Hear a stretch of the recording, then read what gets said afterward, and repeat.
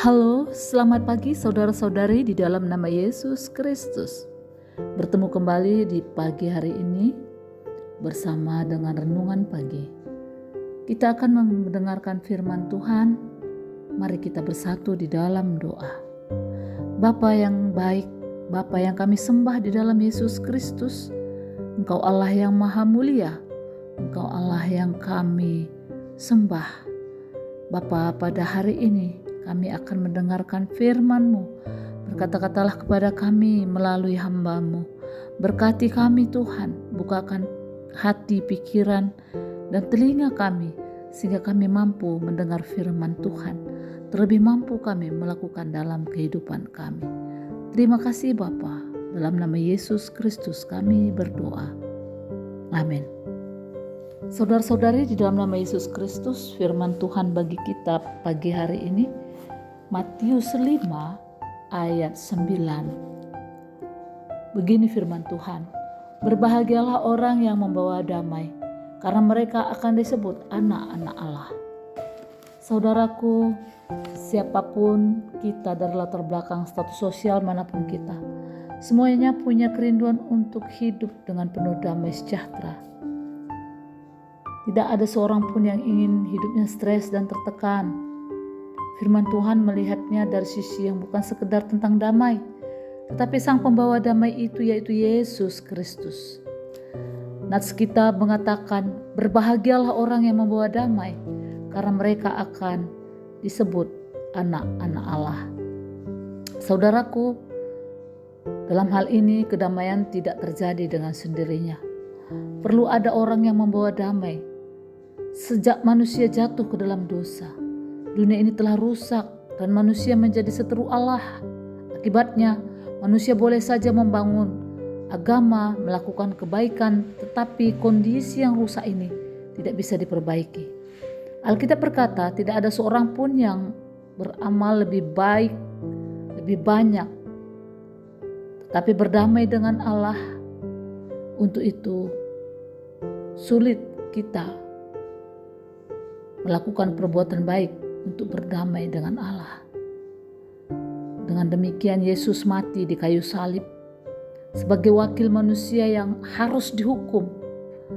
Yesuslah yang menggantikan kita di salib. Di atas kayu salib, tangan kanan Yesus memegang tangan Allah yang penuh dengan kuasa, kemuliaan dan mujizat. Tapi tangan kiri Yesus memegang manusia yang berdosa dan tidak layak untuk diselamatkan. Di atas Kalvari, di atas darah yang tercurah, tangan Allah dan manusia diperdamaikan. Sehingga kita yang dulu jauh telah menjadi dekat dan memperoleh damai sejahtera dari Allah. Yang kedua, saudaraku, kedamaian merupakan ciri anak-anak Allah.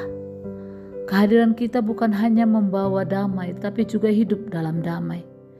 Dimanapun kita berada, kita harus membawa damai dan berita baik. Tidak hanya berita, tapi kita juga harus hidup di dalam kedamaian itu. Di tengah dunia yang sibuk dan sukar ini, kita diingatkan kebahagiaan adalah sebuah pilihan. Jika kita memilih untuk hidup damai di tengah keadaan yang sukar, maka kita akan berjalan dalam damai sejahtera dan penuh dengan kebahagiaan. Saudaraku, kita disebut sebagai anak-anak Allah karena ciri-ciri anak-anak Allah adalah membawa damai dan hidup dalam kedamaian. Seterusnya saudaraku, tanpa damai dengan Allah kita tidak pernah akan membawa damai. Inti damai adalah Yesus datang ke dunia ini memperdamaikan manusia dengan Allah. Sebagaimana kita berdamai dengan Allah, maka kita membuka hati bagi Yesus. Saudaraku, hidup seperti saat ini di dunia, kita dikejar-kejar, tidak tenang.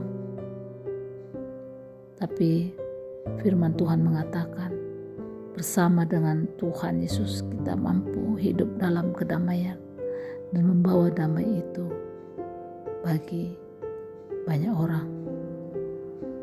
Saudaraku, hidup yang membawa damai menjadikan kita orang percaya yang bukan sekedar penuh damai, namun juga penuh kebahagiaan, kasih, dan berkat dari Tuhan.